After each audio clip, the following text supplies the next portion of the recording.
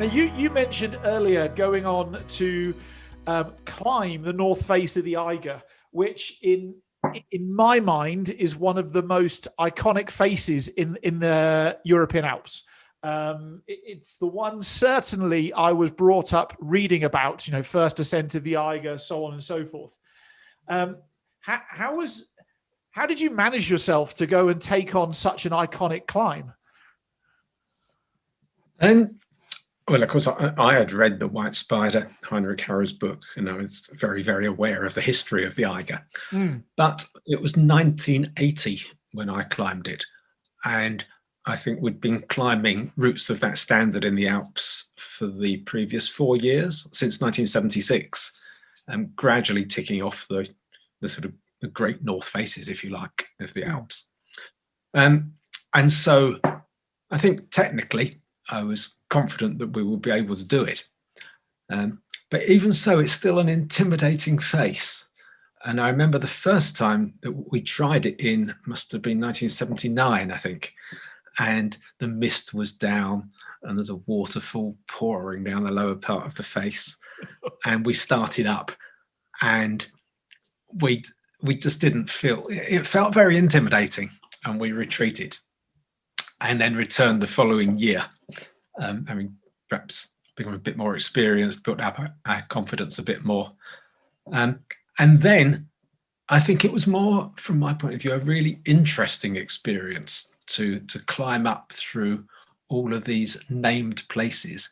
The Swallow's Nest Bivouac, the Hinterstoits of Traverse, the Ice Hose, Death Bivouac, the Traverse of the Gods, the Exit Cracks, and sort of gradually tick them off in my mind as we went up.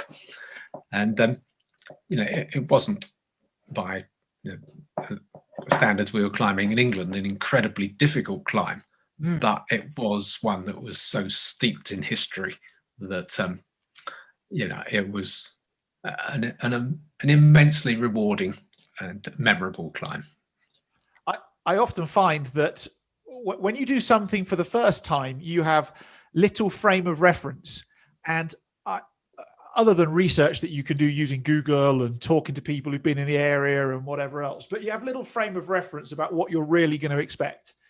And I actually personally find that easier than going and tackling something that somebody's done before for the first time, and has, like, people have a habit in the outdoors of giving things horrendous names like Death Bivouac, or there's a rapid that I've paddled called Euthanasia. I paddled in my kayak. And there's another, on the Zambezi, which is about 10 hours from where I am now, 10 hours drive. There's another rapid called, I've kayaked it, it's called Commercial Suicide.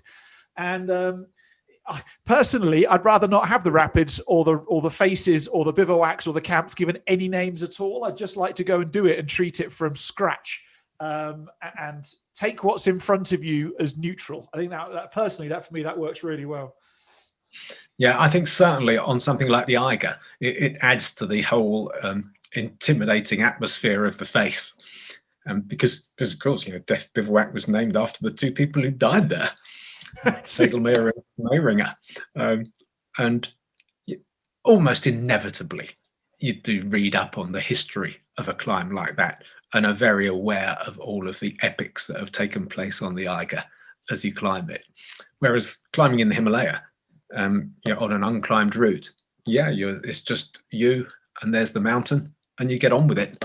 There's none of that sort of intimidating history. That's it.